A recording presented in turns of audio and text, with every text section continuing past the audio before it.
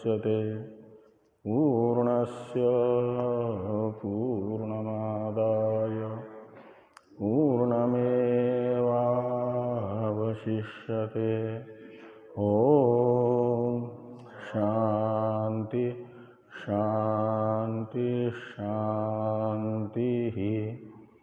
शंकरं केशवं बादरायणं सूत्रभाष्य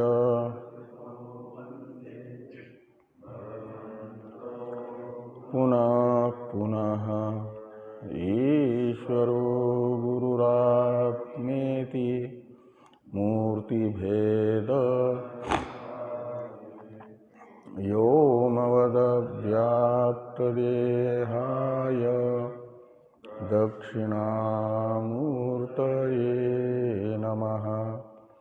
ओम शांति शांति शांति।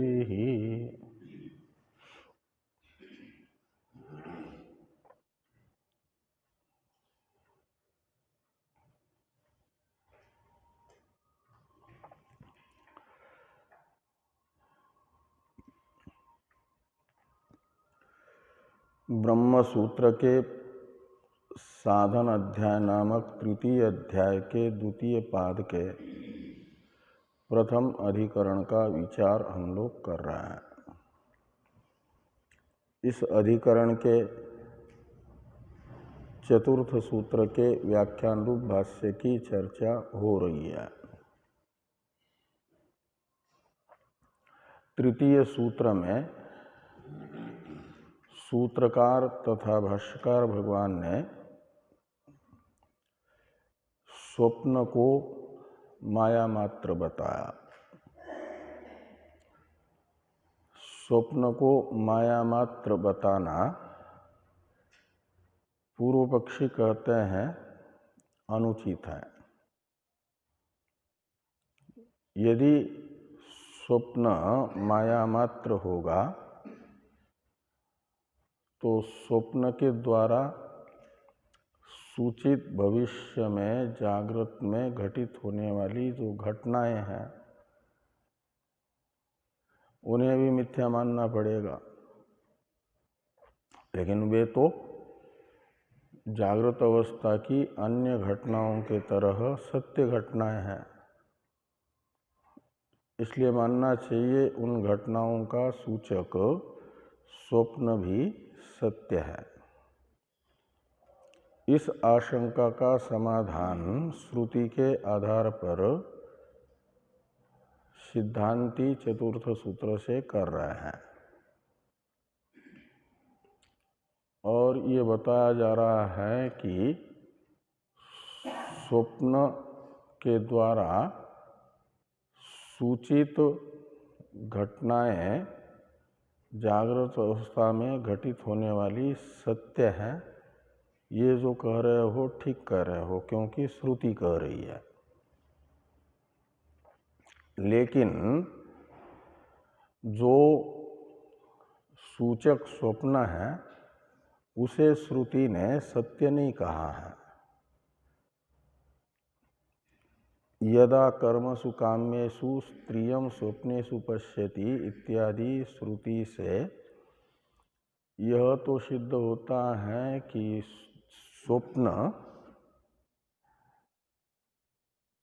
कल्पित है और सूचक है।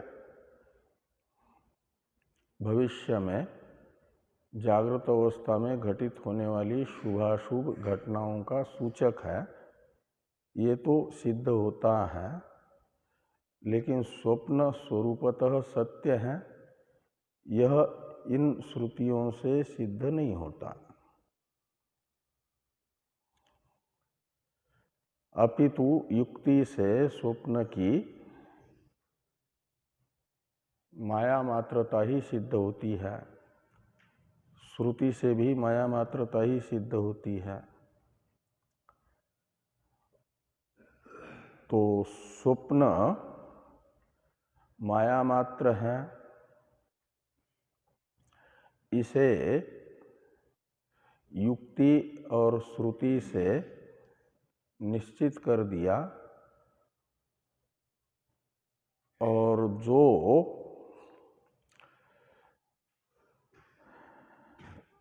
कठ श्रुति के आधार पर मानना चाहते थे स्वप्न को, जागृत जगत परमेश्वर का कार्य होने से जैसे व्यावहारिक सत्य है, ऐसा स्वप्न भी परमेश्वर का कार्य होने से सत्य है।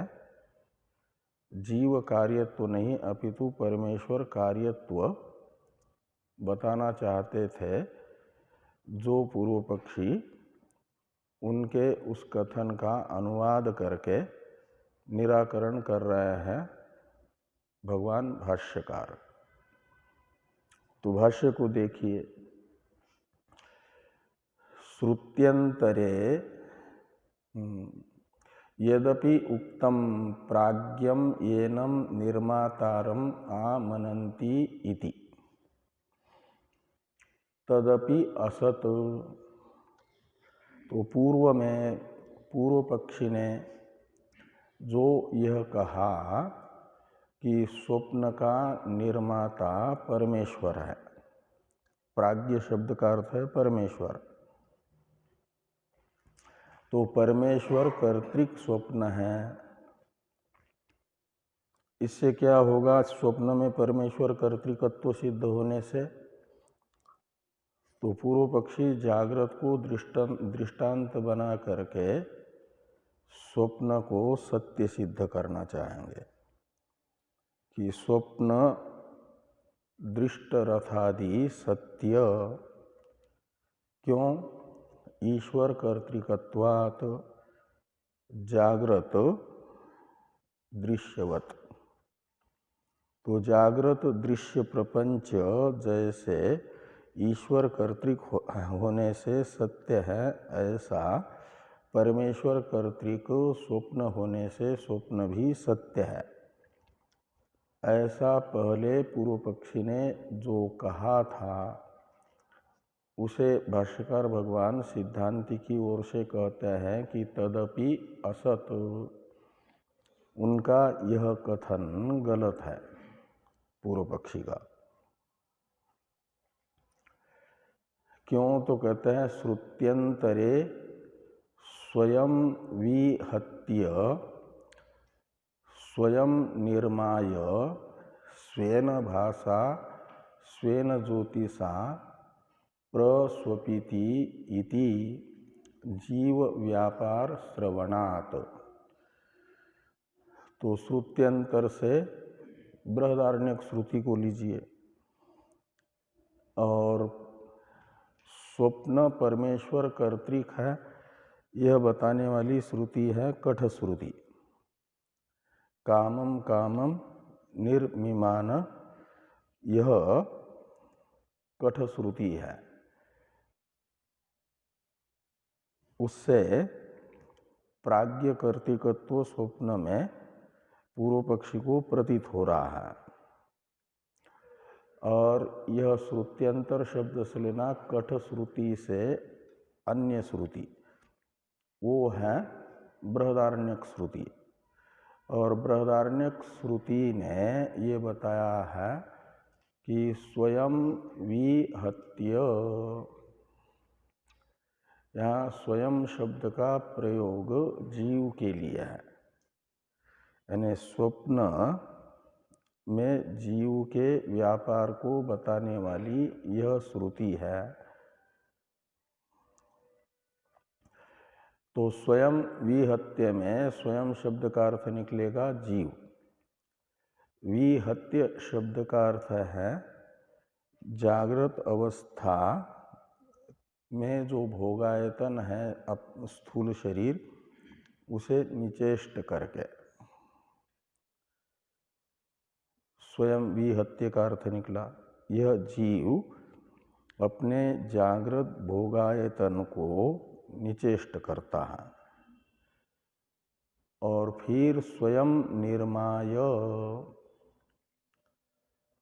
का अर्थ है स्वप्न में उद्भूत वासनाओं से एक वासना में जगत का स्वयं निर्माण करता है। इसमें सब स्वयं शब्द से जीव को लेना है। तो स्वयं निर्माण का अर्थ है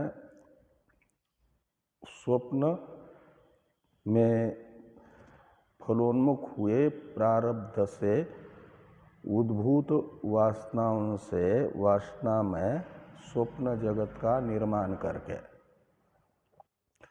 और स्वेन भाषा, इसमें स्व ये सर्वनाम आत्मीय अर्थ का परामर्शक है, इसलिए स्वेन का अर्थ निकले, स्वेन ये विशेषण होगा भाषा का, और भास शब्द से लेना बुद्धि वृत्ति को, अंतःकरण वृत्ति को।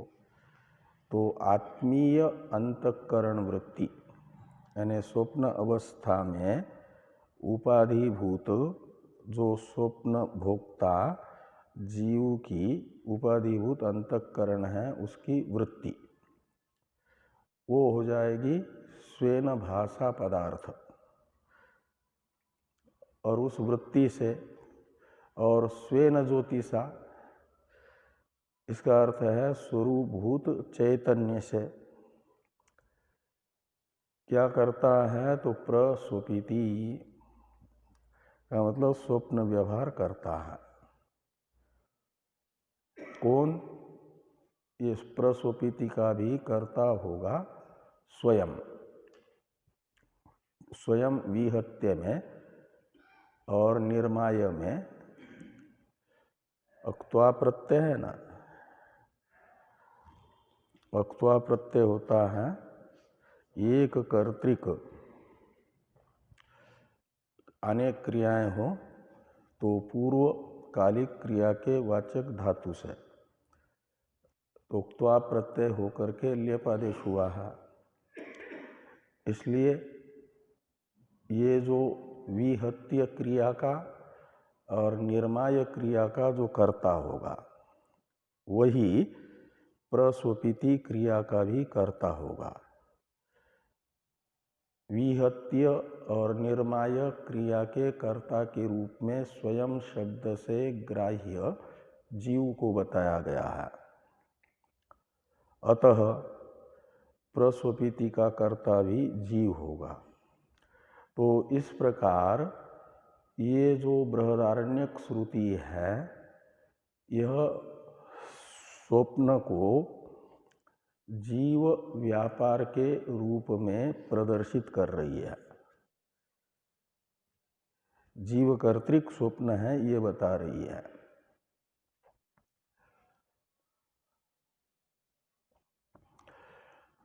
तो केवल बृहदारण्यक श्रुति में मात्र स्वप्न जीव कर्तृक है यह बताया गया ऐसा नहीं, अपितु कठ श्रुति भी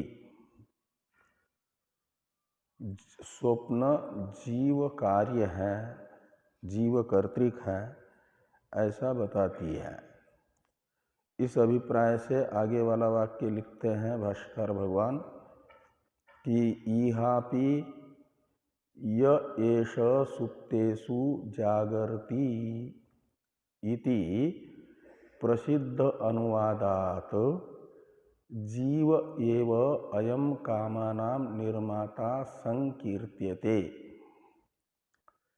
तो इहापि इस सर्वनाम से ग्रहण करना कठ श्रुति को, कामम कामम निर्मिमाण यह श्रुति जिस शाखा की है उसी शाखा का यह वाक्य भी है, यानी उसी शाखा में यह अन्य वचन बता रहा है कि स्वप्न परमेश्वर कार्य नहीं अपितु जीव कार्य है। इस अभिप्राय से इहापि यानी कठ शाखायाम अपि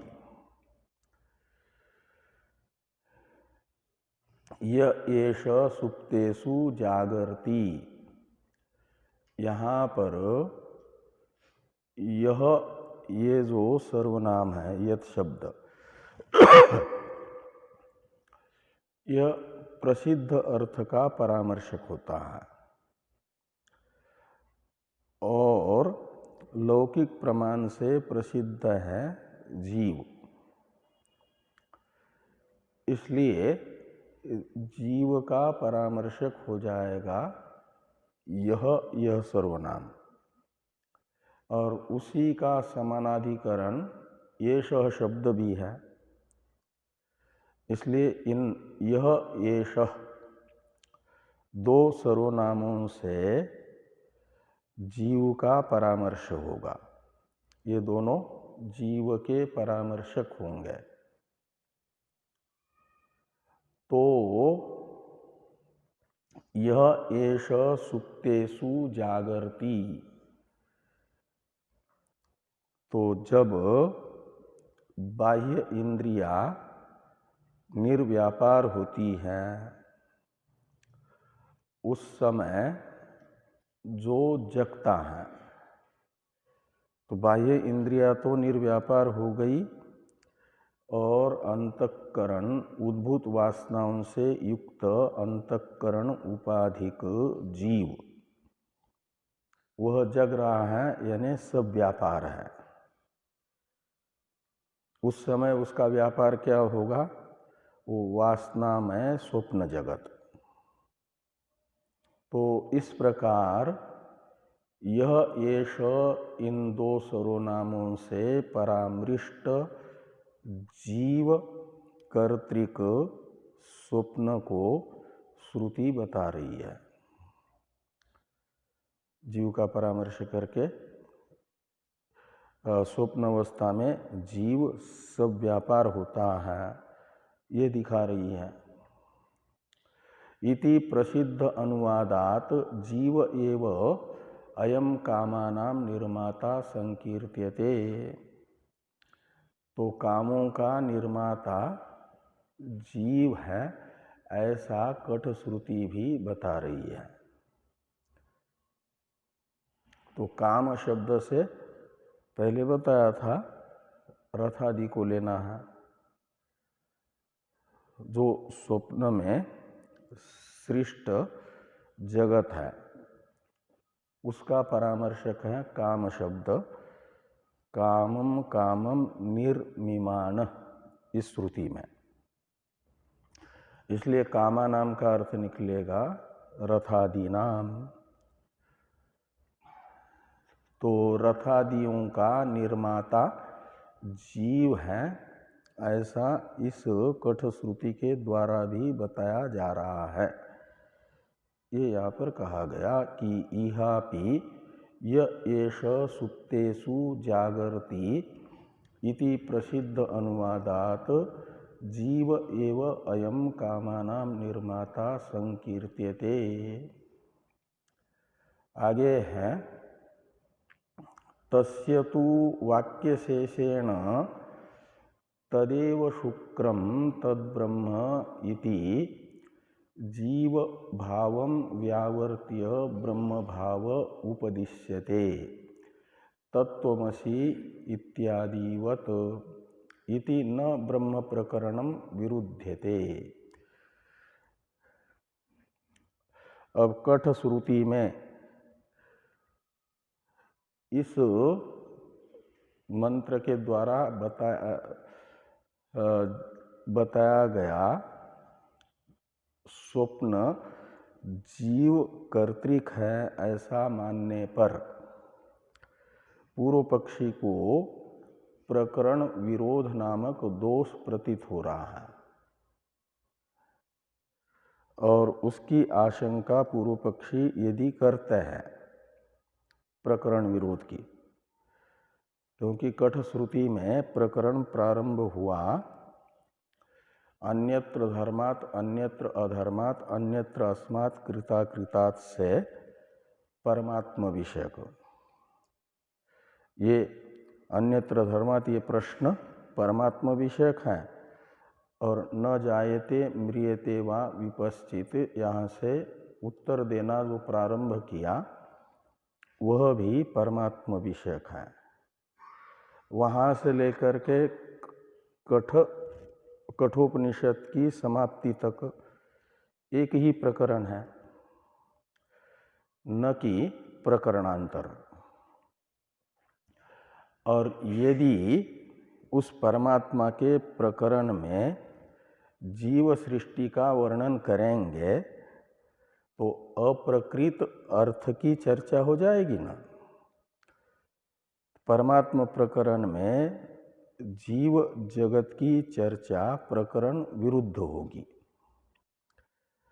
इस प्रकार की आशंका यदि पूर्व पक्षी करते हैं तो सिद्धांती कहते हैं प्रकरण विरोध भी नहीं है। कैसे प्रकरण विरोध नहीं है? इस प्रकरण विरोध विषयक आशंका का निराकरण इस वाक्य से भाष्यकार भगवान ने किया है कि तस्य तु वाक्य शेषेण तदेव शुक्रम तद्ब्रह्म इति जीव भावम व्यावर्त्य ब्रह्म भाव उपदिश्यते। तो तस्य तु, यहाँ पर तस्य सर्वनाम परामर्शक है। स्वप्न को जिस जीव का व्यापार बताया गया है, यानी स्वप्न कर्ता जिस जीव को बताया गया उस जीव का परामर्शक है तस्य यह सर्वनाम। तो तस्य का अर्थ निकलेगा जीवस्य। तो जीव को यहाँ पर श्रुति स्वप्न सृष्टा बता करके रुकती नहीं है, अपितु फिर क्या करती है? तो कहते हैं तदेव शुक्रम तद्ब्रह्म इति वाक्य शेषेण जीव भावम व्यावर्त्य, यानी तस्य जीव भावम व्यावर्त्य। तो जीव के जीवत्व का, जीव भाव है जीवत्व, और जीवत्व का व्यावर्तन करके ब्रह्म भाव उपदिश्यते, ब्रह्म भाव का उपदेश किया जा रहा है, उसे ब्रह्म स्वरूप बताया जा रहा है। तदेव शुक्रम इस वाक्य से, तदेव में तत्शब्द से लेना है शोधित त्वमर्थ, और वही शुक्र है यानी शुद्ध है, निर्विशेष है, उसमें कोई अशुद्धि नहीं है। और तद ब्रह्म वही शोधित तदर्थ है।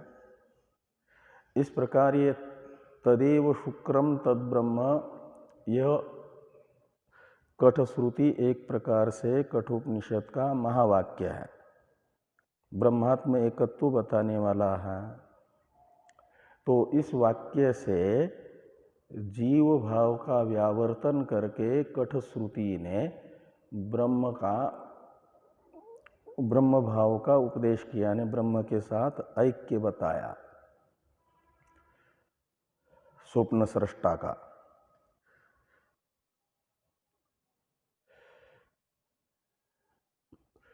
इसके लिए उदाहरण बताया जा रहा है, जैसे छांदोग्य श्रुति तत्त्वमसि इस वाक्य से त्वमर्थ में तदर्थ का ऐक्य बताती है, जीव में ब्रह्म भाव बताती है, शोधित त्वमर्थ का शोधित तदर्थ के साथ अभेद बता रही है। इस अभिप्राय से लिखा कि तत्त्वमसि इत्यादिवत। तो इसलिए एक प्रकार से अंत में परमात्मा का ही निरूपण हुआ ना। परमात्मा का ही निरूपण करने के लिए जीव भाव का अनुवाद हुआ। स्वप्न सृष्टा जीव को बता करके जीव का अनुवाद किया और फिर उसका व्यावर्तन करके उसमें परमात्म रूपता बताई, तो परमात्म प्रकरण के साथ कोई विरोध भी नहीं होगा। इसलिए कहते हैं न ब्रह्म प्रकरणम विरुध्यते। आगे है न च अस्माभिः स्वप्नेपि प्राज्ञ व्यवहारः प्रतिषिध्यते तस्य सर्वेश्वरत्वात् सर्वासु अवस्थासु अधिष्ठातृत्वोपपत्ते। और सिद्धांती कह रहे हैं कि अस्माभि यानी अस्माभि सिद्धांति भी, हम सिद्धांतियों के द्वारा स्वप्न अवस्था में परमात्म व्यवहार का निषेध भी नहीं किया जा रहा है। प्राज्ञ व्यवहार न च प्रतिषिध्यते, न च का अन्वय प्रतिषिध्यते के साथ है। क्यों? तो कहते इसलिए कि तस्य सर्वेश्वरत्वात्, वह सर्वेश्वर है। यदि स्वप्न अवस्था में स्वप्न जगत भोग्य और स्वप्न का भोक्ता, इसका अधिष्ठाता परमेश्वर को नहीं मानेंगे तो सर्वाधिष्ठातृत्व परमेश्वर में सिद्ध नहीं होगा ना, सर्वेश्वरत्व तो सिद्ध नहीं होगा। इसलिए मानना होगा कि स्वप्न भोक्ता तथा स्वप्न भोग्य का नियमन करता भी यही परमेश्वर है, जो जागृत अवस्था में जागृत भोक्ता तथा जागृत भोग्य का नियमन करता है, नियामक है। वो सर्वांतर्यामी है। तो तस्य सर्वेश्वरत्वात् सर्वासु अवस्थासु अधिष्ठातृत्व उपपत्ते। तो सर्वासु अवस्थासु से लेना जागृत स्वप्न सुषुप्ति सभी अवस्थाओं में वह अधिष्ठाता यानी नियामक निश्चित होगा।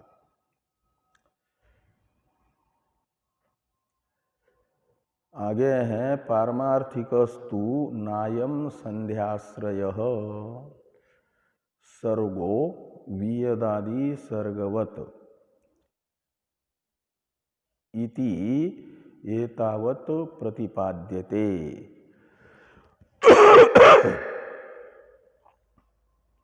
तो ये कहते हैं कि यहाँ पर ये बताया जा रहा है कि संध्याश्रय जो सर्ग है, संध्या यानी स्वप्न, तो स्वप्न अवस्था में जो सृष्टि है, सर्ग है सृष्टि, वो है रथादि। सृज्यते यह स सर्ग, ऐसी उत्पत्ति करने से सर्ग शब्द का अर्थ निकलेगा सर्जन क्रिया का कर्म। वो सर्जन क्रिया का कर्म है रथादि। तो ये जो स्वप्न सृष्टि है रथादि, वह पारमार्थिक नहीं है। जैसे जागृत आकाश आदि पारमार्थिक है, पारमार्थिक का मतलब वास्तविक है, मतलब व्यावहारिक सत्य है। यहाँ पारमार्थिक शब्द व्यावहारिक सत्य के लिए है, व्यवहार काल में अबाधित, ये पारमार्थिक शब्द का अर्थ है। अविद्या काल में अबाधित है, जैसे जागृत आकाश आदि, ऐसे स्वप्न सृष्टि जो रथादि है वह अविद्या अवस्था में अबाधित नहीं है। पारमार्थिकस्तु नायम संध्याश्रयः सर्गो वियदादि सर्गवत इति एतावत् प्रतिपाद्यते। इतना इस अधिकरण में बताया जा रहा है, माया मात्रंतु आहि इत्यादि से।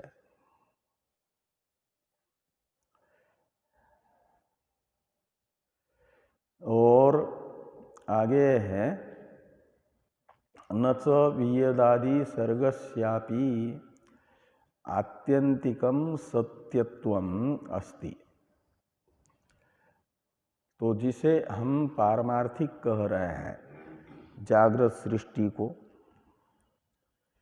उसमें भी आत्यंतिक सत्यत्व नहीं है। का मतलब पारमार्थिक सत्यत्व नहीं है, वह किसी भी अवस्था में बाधित होगी ही नहीं। जागृत सृष्टि ऐसी बात नहीं है, विद्या अवस्था में उसका बाध होता है, वेदादि जागृत सृष्टि का। इस अभिप्राय से कहते हैं कि वियदादि सर्गस्यापि आत्यंतिकम सत्यत्वम न चास्ति। आगे हैं कि प्रतिपादितम ही तद अनन्यत्वम आरंभण शब्दादिभ्य इत्यत्र समस्तस्य प्रपंचस्य माया मात्रत्वम। द्वितीय अध्याय में तद अनन्यत्व अधिकरण आता है। उस अधिकरण से समस्त प्रपंच का यानी जागृत प्रपंच का भी माया मात्रत्व बता दिया गया है। परमार्थ अवस्था में जागृत प्रपंच भी बाधित हो जाता है।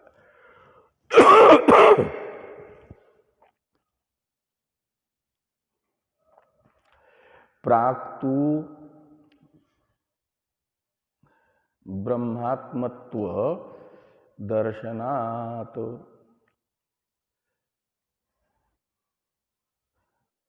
द्वितीय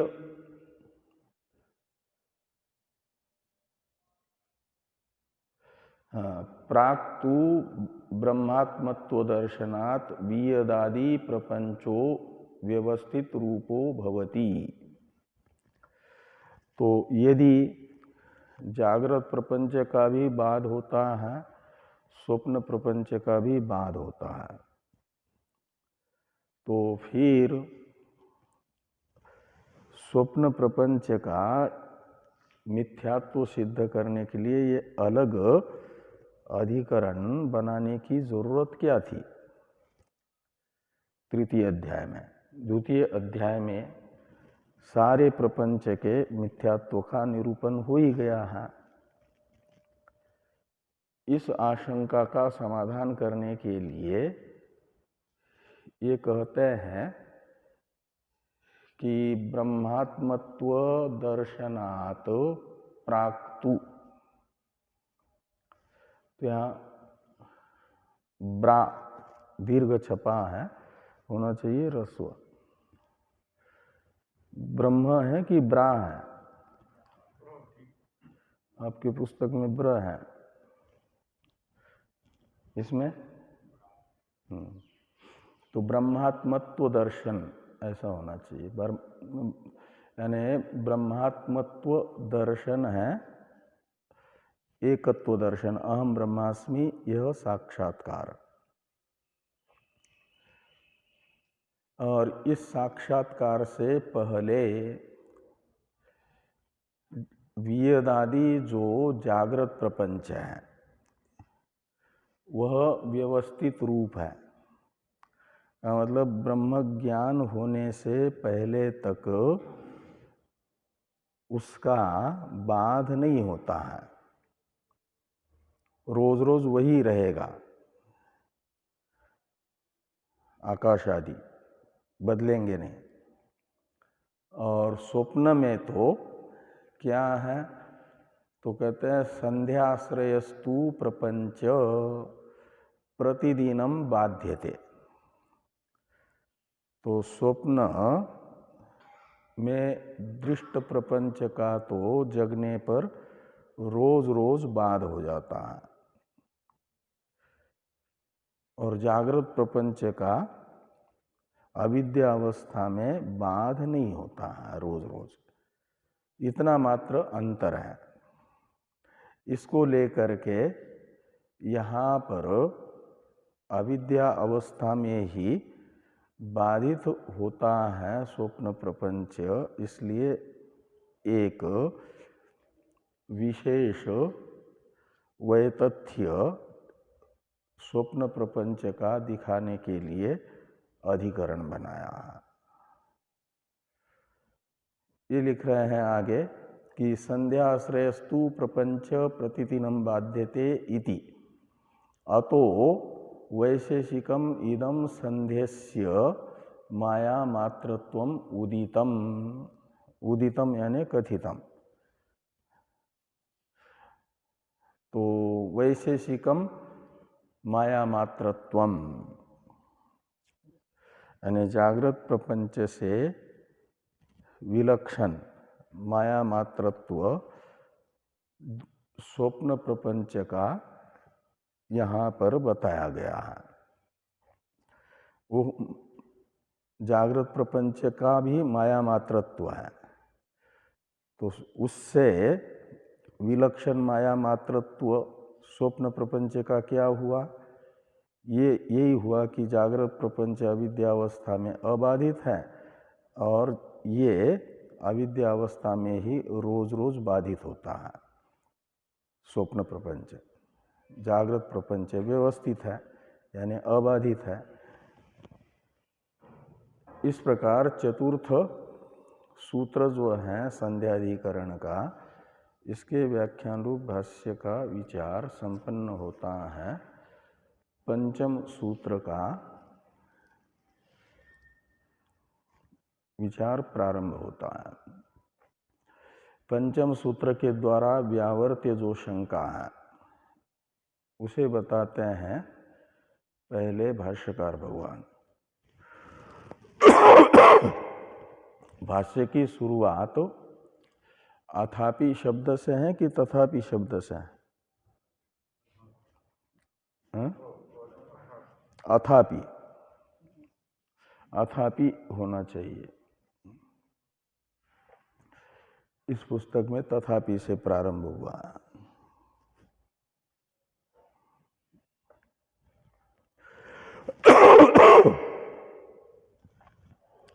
तो अथापि से बताई जा रही है पूर्व पक्ष के द्वारा एक अन्य आशंका, उसका व्यावर्तन करने के लिए भगवान व्यास जी ने ये उत्तर सूत्र बनाया। तथापि स्यात् परस्यैव तावत् आत्मनो अंशो जीवो अग्ने इव विस्फुलिंगः।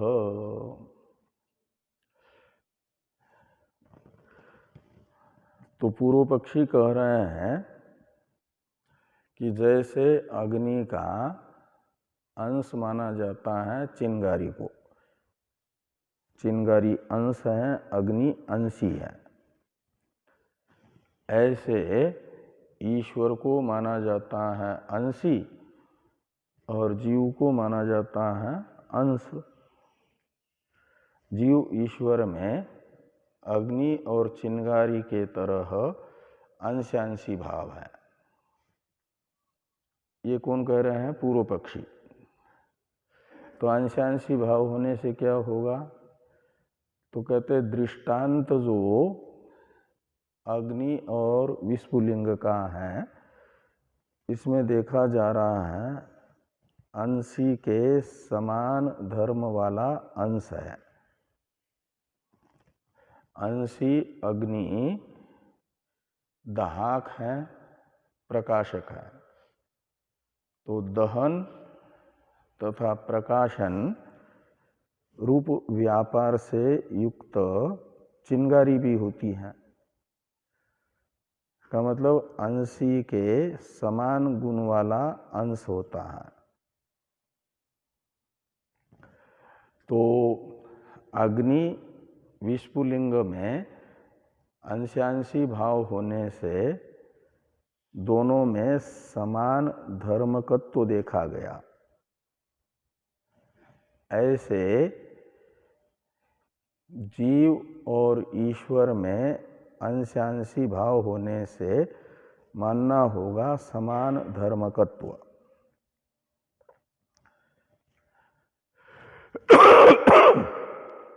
ईश्वर में निरतिशय ज्ञान ऐश्वर्य है, ज्ञान शक्ति है, ऐश्वर्य शक्ति है। तो मानना होगा कि जीव में भी ज्ञान और ऐश्वर्य शक्ति है, ज्ञान शक्ति ऐश्वर्य शक्ति है, तभी तो अंशांशी भाव होगा। तो ये कहते हैं कि तत्र एवं सति यथा विस्फुलिंगयोः समाने दहन प्रकाशन शक्ति भवतः एवं जीवेश्वर्योरपि ज्ञान ऐश्वर्य शक्ति। तो एवं सति यानी अंशांशी भाव होने पर अग्नि और विस्फुलिंग का, तो अग्नि विस्फुलिंग में दहन और प्रकाशन शक्ति एक जैसी रहती है। ऐसे जीव ईश्वर में भी, ईश्वर में ज्ञान शक्ति ऐश्वर्य शक्ति है, तो उसके अंश रूप जीव में भी ज्ञान शक्ति ऐश्वर्य शक्ति होनी चाहिए। और जीव में ईश्वर के तरह ज्ञान शक्ति और ऐश्वर्य शक्ति यदि मानते हैं तो क्या होगा? तो कहते हैं ततश्च जीवस्य ज्ञान ऐश्वर्य वशात सांकल्पिकी स्वप्ने रथादि सृष्टिर भविष्यति इति। तो ईश्वर सत्य संकल्प है। तो जैसे मनुष्य पहले जो सृष्टि है वो सांकल्पिकी है ना, और मनु की सृष्टि के तरह ही है वो भी। ऐसे ही जीव की जो स्वप्न सृष्टि है उसे मानना चाहिए सांकल्पिकी सृष्टि। तो ईश्वर की सांकल्पिकी सृष्टि होने पर भी वह सत्य है। ऐसे जीव की सांकल्पिकी सृष्टि जो स्वप्न सृष्टि है वो भी सत्य होगी। ये दिखाने के लिए पूर्व पक्षी शास्त्रोक्त जीव ईश्वर के अंशांशी भाव का अनुवाद करके कहना चाह रहे हैं। इसी के लिए उन्होंने अनुवाद किया है। ततश्च जीवस्य ज्ञान ऐश्वर्य वशात सांकल्पिकी स्वप्ने रथादि सृष्टिर भविष्यति। सांकल्पिकी होगी यानी सत्य होगी। जैसे ईश्वर की सृष्टि संकल्प मात्र से होने वाली सत्य है, ऐसे जीव की भी स्वप्न सृष्टि सत्य होगी। ये जो पूर्व पक्षी का प्रश्न है उसके समाप्ति का द्योतक है इति शब्द भविष्यति के बाद में। भाष्यकार भगवान व्यास जी ने जो इस आशंका का सूत्र से निराकरण किया है, समाधान किया है, उसका अवतरण लिखते हैं सूत्र का। अत्र उच्यते, ये सूत्र का अवतरण भाष्य है। यानी अस्याम आशंकायाम समाधानम उच्यते।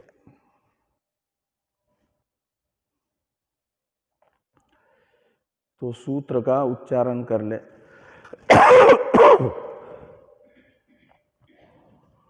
पराभिध्यानात्तु तिरोहितम्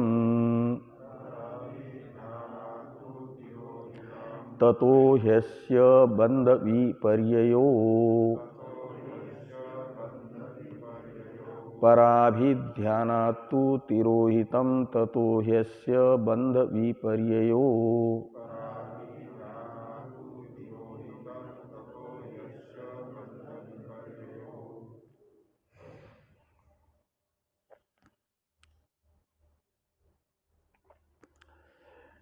कहते हैं शास्त्र यानी पदच्छेद है पराभिध्यानात् तु तिरोहितम ततो ही अस्य बंध विपर्ययो। 7 पद है।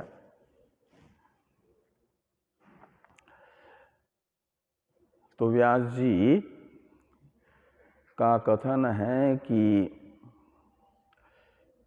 शास्त्र ने जीव ईश्वर को अंशांशी कहा है, ये ठीक है।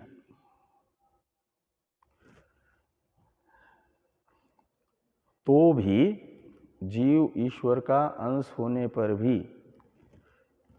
आप जो कह रहे हैं कि जीव में फिर ईश्वर के तरह ही ज्ञान शक्ति और ऐश्वर्य शक्ति होनी चाहिए।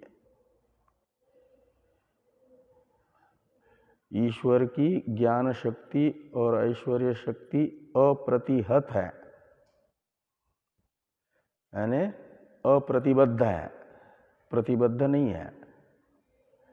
ऐसे जीव ईश्वर का अंश होने से अप्रतिहत ज्ञान शक्ति और ऐश्वर्य शक्ति वाला होना चाहिए, और इन्हीं के कारण ईश्वर में सत्य संकल्पत्व है। ईश्वर की संकल्प मात्र से होने वाली सृष्टि सत्य है, अप्रतिबद्ध ज्ञान शक्ति क्रिया शक्ति वाला ईश्वर होने से। ऐसे जीव भी ईश्वर का अंश होने से अप्रतिबद्ध ज्ञान ऐश्वर्य शक्ति वाला मानेंगे तो स्वप्न सृष्टि जीव की ईश्वर के जागृत सृष्टि के तरह सत्य होगी। ये जो आप कह रहे हो ये तब संभव है यदि जीव में ज्ञान शक्ति और ऐश्वर्य शक्ति ईश्वर का अंश होने के कारण अनुसूत हुई अप्रतिबद्ध हो, अप्रतिहत हो। लेकिन वो अप्रतिहत नहीं है, प्रतिहत है। किससे प्रतिहत है? अविद्या कामादि से। अविद्या कामादि जो दोष है, उन दोषों के कारण, पंच क्लेशों के कारण, मान लो अविद्या काम, क्या अविद्या अस्मिता राग द्वेष अभिनिवेश, ये ईश्वर में नहीं है, जीव में है। और ये ईश्वर से जीव ईश्वर का अंश होने से आई हुई जो ज्ञान शक्ति क्रिया और ऐश्वर्य शक्ति है उसके प्रतिबंधक बन जाता है। इन अविद्यादि से प्रतिबद्ध हो जाती है जीव की ज्ञान शक्ति ऐश्वर्य शक्ति। उसके कारण उसमें सत्य संकल्पत्व नहीं रहता। ईश्वर में ये अप्रतिबद्ध होने से सत्य संकल्पत्व है। ईश्वर की सृष्टि संकल्प मात्र से होने पर भी सत्य है, और जीव सत्य संकल्प न होने से माना जाएगा उसकी सांकल्पिकी सृष्टि ये मिथ्या ही, कल्पित ही। ऐसा कहना है व्यास जी का। तो कहा फिर ये जीव में अपने अंशी ईश्वर से अनुसूत जो ज्ञान शक्ति और क्रिया शक्ति है वो अप्रतिहत कब होती है, अप्रतिबद्ध कब होती है? अविद्यादि से आवृत्त है तो अनावृत कब होगी? तो बता रहे हैं व्यास जी, पराभिध्यानातु, पहले तो तिरोहित है, अविद्यादि से तिरोहित है, यानी आवृत्त है। और वो जो आवृत्त ज्ञान शक्ति क्रिया शक्ति जीव में है वह पराभिध्यानात्, तो पर है परमात्मा और परमात्मा का अभिध्यान, तो परमात्मा का चिंतन, परमात्मा उपासना, परमात्मा भक्ति, ये है पराभिध्यान। और पराभिध्यान से क्या होगा कि ये जो आवरक क्लेश है अविद्यादि, यह दूर होंगे और अनावृत हो जाएगी वह ज्ञान शक्ति क्रिया शक्ति जीव की।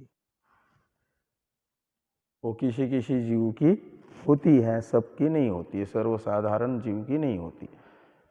जो जीव पराभिध्यानादि रूप साधना में लगे रहते हैं उनकी ईश्वर से अनुसूत ज्ञान शक्ति क्रिया शक्ति की आवरक अविद्यादि जो है वो दूर हो जाती है और अनावृत होती है ज्ञान शक्ति क्रिया शक्ति। उन अनेकों मनुष्यों में से जो मनुष्य इस प्रकार का पराभिध्यान करता है, आवृत ज्ञान शक्ति क्रिया शक्ति को अनावृत करने के लिए, उनकी वो ज्ञान शक्ति क्रिया शक्ति अनावृत होगी। तू शब्द है पूर्व पक्ष का व्यावर्तक, जो पूर्व पक्ष की आशंका है उसका निराकरण तू शब्द करेगा।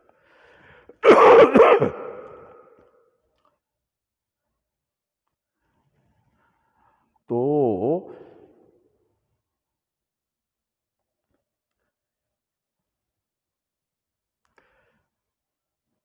ये ऐसा क्यों हुआ?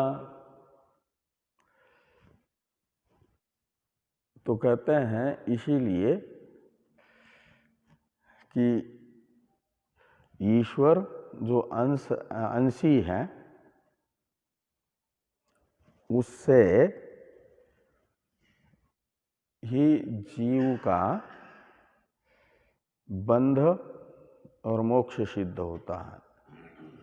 ये आगे कह रहे हैं कि ततो ही अस्य बंध विपर्ययो, बंध का अर्थ है बंधन संसार, और विपर्य है संसार का विपर्य मोक्ष। तो जीव का संसार तथा जीव का बंधन, अस्य शब्द जीव का परामर्शक है, तो अस्य यानी अस्य जीवस्य, बंध विपर्यो यानी संसार मोक्ष सिद्ध होते हैं। किससे? तो ततो ही यानी इसमें तत् सर्वनाम है परामर्शक तहसील प्रत्यांत परमेश्वर का, तो परमेश्वर से ही जीव के संसार तथा बंधन सिद्ध होते हैं। जो जीव के लिए अज्ञात परमेश्वर है, अज्ञात परमेश्वर से संसार की सिद्धि, परमेश्वर अज्ञान का विषय है जिसके, वह संसारी, और परमेश्वर अहंतया ज्ञात है जिसको, वह मुक्त। जिसको अहंतया परमात्मा का बोध नहीं है वह बद्ध संसारी। तो इस प्रकार ततः यानी अज्ञात परमेश्वरात बंध सिद्धि और ज्ञात परमेश्वरात आत्मना ज्ञात परमेश्वरात अस्य जीवस्य मोक्ष सिद्धि, ऐसा अन्वय करना। भाष्य है, इसकी चर्चा हम लोग करते हैं कल। ओम पूर्णमदः पूर्णमिदं पूर्णात् पूर्णमुदच्यते पूर्णस्य